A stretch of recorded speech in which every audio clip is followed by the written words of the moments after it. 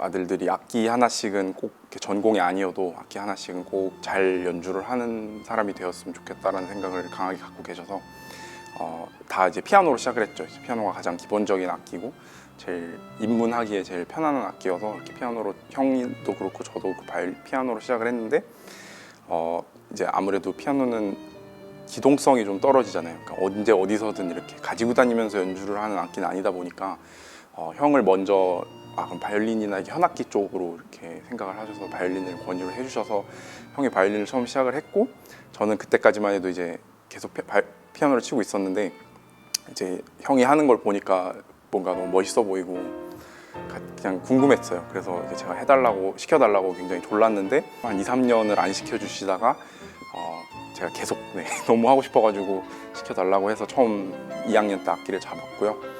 근데 이제 그때만 해도 어떻게 바이올리니스트의 길을 걷고 이런 생각은 전혀 없었고 그렇게 시켜달라고 졸랐는데 막상 하고 나서 기억나는 게 막 울면서 방에 숨어가지고 안 하겠다고 레슨 안 받겠다고 막 선생님이 집에 오시는 수업이었는데 그래서 막 도망 다니고 이랬던 기억이 나는데 그러다가 제가 이사를 한번 가서 바이올린 선생님 바뀌었어요. 근데 그 선생님께서 되게 저한테는 중요했던 부분 중에 하나가 매년 이렇게 2번씩 크게 연주를 하셨거든요. 이렇게 제자가 굉장히 많으신데 이렇게 다 같이 나와가지고 솔로를 하나씩 하고 그리고 뭐 다 같이 오케스트라 연주도 하고 이런 식으로 큰 무대, 그러니까 저 아마추어 그런 초등학생한테는 굉장히 큰 무대였죠. 그런 구민회관 이런 곳에서 연주를 여셨는데 되게 어려운 곡을 막 주셨어요. 그러니까 이 곡을 연주를 할 수 없는 테크닉이고 그런 걸 배우지 않았는데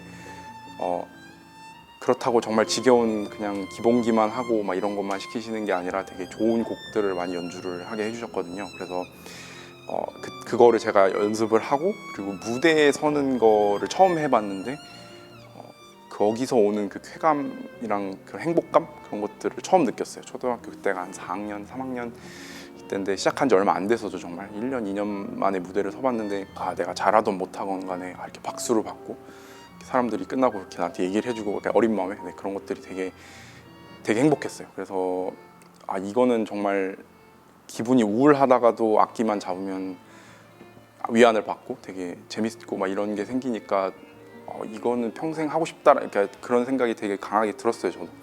그래서 그때 또 부모님께 또 졸라서 이제 음악 전공을 하고 바이올리니스트가 되고 싶다. 이제 구체적인 길은 모르지만 바이올린을 평생 하고 싶다 이렇게 말씀을 드려서 그래서 좀 늦게 전공을 시작했죠. 저 초등학교 5학년, 6학년 이때부터 이제 남들은 그때 벌써 이제 막 준비하고 예술학교 준비하고 막 이런 시기였는데 저는 그때 처음 이제 기본기라는 걸 배우고 이성적인 연주자가 있고요. 이렇게 뭔가 계획을 잘 세우고 그런 준비된 것을 무대에서 보여주고 이런 연주자가 있고 좀 본능에 충실해서 즉흥적으로 충동적으로 연주가 나오는 스타일 두 가지 스타일이 있다고 본다면 저는 이제 후자 쪽에 좀 가까운 것 같고요. 이제 가장 이상적인 거는 제 생각에 그 두 가지가 조화를 이루어서 좀 이렇게 균형 있게 두 가지를 다 잘할 수 있는 연주자가 제일 이상적인 건데 저는 아무래도 성격적인 부분도 그렇고 되게 즉흥적이에요. 그래서 그 무대에서만 나올 수 있는 그런 부분들이 있거든요. 그러니까 연습을 내가 이 부분은 이렇게 준비를 하고 이런 소리를 내고 이렇게 해야지 해서 무대에 가서 그거를 그대로 연주를 하는 것보다는 그때 떠오르는 것들을 담는 그러면은 또 연주가 정말 새롭게 항상 나오고 같은 곡을 연주를 하더라도 매 무대마다 달라지고 그런 것들이 저는 좀 더 중요하다고 생각을 하는 것 같고 그런 본능 쪽에 더 충실한 연주자인 것 같아요. 이제 제가 그 악기를 2019년부터 쓰고 있는데요. 그때 이제 금호 문화재단에서 이렇게 무상으로 임대를 해주는 좋은 시스템이 있어서 이제 오디션을 봐서 합격을 해서 쓰고 있는데 제가 생각하기에 두 가지 분류가 있는 것 같은데 어떤 소리든 정말 악기가 그대로 잘 흡수를 해서 연주자를 제가 원하는 소리와 그런 것들을 그때그때 즉각 반응을 해서 잘 내주는 악기가 있고 또 그 악기 자체가 가진 고유의 좋은 소리, 예쁜 소리, 그런 톤 그런 것들이 너무 좋아서 그런 것들이 연주자가 그런 걸로 도움을 얻고 연주자가 조금 맞춰가는 부분도 있고 이런 게 있는데 이 악기 같은 경우는 조금 후자에 가까워요. 그래서 되게 고집스러운 면이 있어요. 악기가 이렇게 자기 목소리를 잃지 않으려고 제가 이런 곡이나 어떤 스타일마다 소리를 내는 게 좀 달라지는데 이런 걸 하는데 잘 안 따라오네 이런 생각이 처음에는 좀 들었거든요. 그래서 그런 것들을 제가 같이 좀 저도 적응을 하고 악기도 저의 소리에 적응을 하면서 이제 한 3년째 쓰니까 이제는 서로 너무 잘 알아가지고 어떤 소리는 잘 내주고 또 새로운 소리도 매번 다른 곡을 할 때마다 발견을 하고 그런 것 같아요. 걔가 나이가 많이 들어가지고 요즘 시대인가요? 그쵸, 네, 이제 1740년에 만들어진 악기인데, 그쵸, 되게 얼마나 많은 연주자들이 그 악기를 썼겠어요, 저 이전에. 그래서 익숙한 거에서 벗어나려고 하지 않았던 부분이 좀 있는 것 같기도. 네, 이거 농담이고요. 네. 한 학교에만 있었어요, 제가. 한 선생님, 정말 좋은 선생님을 배우고 싶은 선생님께 가가지고 오랜 시간을 있었는데 이제 한 5년 차, 6년 차 되니까 약간 환경의 변화가 필요하겠다는 생각이 되게 크게 들어서 처음에는 뭐 도시를 옮겨야 되나 미국의 다른 도시로 갈까 뭐 이런 저런 고민을 하다가 미국에서 오래 있다가 유럽으로 이렇게 가는 경우는 그렇게 흔치는 않긴 하거든요. 그래서 좀 저한테는 큰 도전이었죠. 그때 모든 걸 다시 다 바꾸고 내려놓고 가야 되는 상황이었는데 독일 사람들이 생각하는 독일 음악에 대한 것도 굉장히 많이 궁금했고요. 정말 배우고 싶은 선생님이 독일에도 한 분 계셨어요. 분께 배울 수 있다면 정말 이런 거는 감당을 하고 가서 좋은 새로운 경험을 하면 저한테도 되게 도움이 많이 될 것 같아서 처음에는 어디서 가르치시는지도 잘 몰랐고 그냥 연주자로 알았어요. 그러니까 제가 이렇게 뭐 음악을 많이 듣다 보니까 그냥 연주가 너무 좋아서 제 생각에 아마 바흐였을 거예요. 그 선생님의 바흐 앨범을 듣고 너무 감동을 받아서 정말 그런 자연스러움과 이렇게 말로 표현하기가 참 힘든데 제가 정말 닮고 싶은 부분이 많아서 그렇게 처음 알게 됐고 그러고 나서 보니까 베를린에서 이제 계시다는 얘기를 듣고 그러니까 제가 이런 질문도 몇 번을 받았는데 이게 항상 대답하기가 어려운 것 같아요. 말씀드려야 될 건 간지 정말 얼마 안 됐기 때문에 뭐 손에 꼽아요. 레슨 받은 횟수도 한 학기밖에 되지 않아서. 근데 첫 레슨이 되게 기억에 남는 게 선생님께서 굉장히 털털하세요. 이렇게 그냥 정말 친구 같은 면이 되게 많고 또 어떨 땐 엄마 같기도 하고 이렇게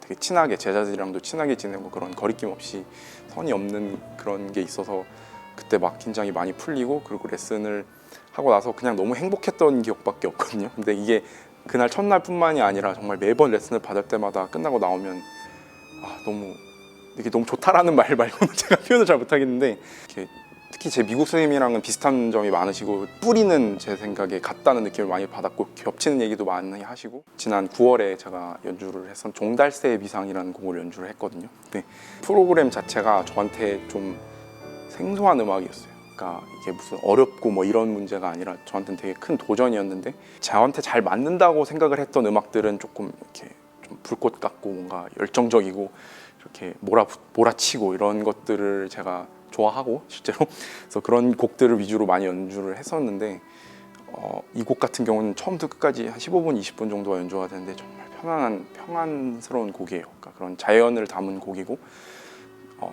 제목에서 드러나듯이 이렇게 새가 지저귀고 새가 이렇게 뜨는 그런 것들을 시를 따서 이렇게 형상화한 음악이기 때문에 처음에 이렇게 곡을 받고 들어봤을 때 이걸 내가 어떻게 할 수 있을까? 내가 잘할 수 있을까 이 곡을?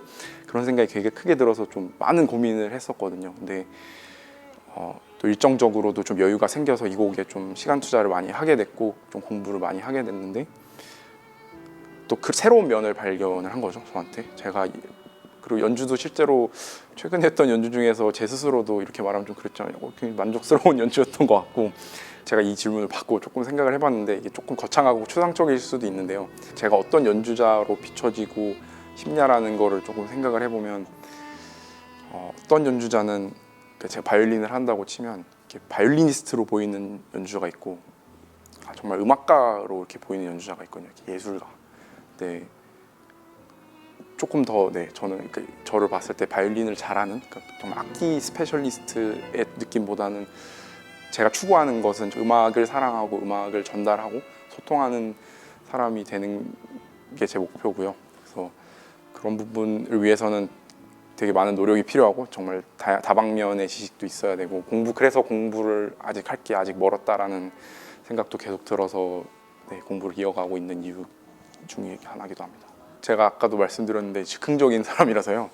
멀리 이렇게 계획을 짜진 않는 것 같아요. 물론 연주를 많이 할 수 있으면 좋겠죠. 그것이 어떻게 보면 단기적인 계획은 그래서 앞으로 콩쿠르도 좀 더 할 계획이고 새로운 선생님께 배우고 있기 때문에 제가 얻을 수 있는 거를 최대한으로 얻는 것도 중요한 목표이기도 하고 그냥 그때그때 하고 싶은 일을 하면서 살아가는 게 중요한 가치인 것 같고 하고 싶은 일을 하려고 노력을 할 것 같아요. 네.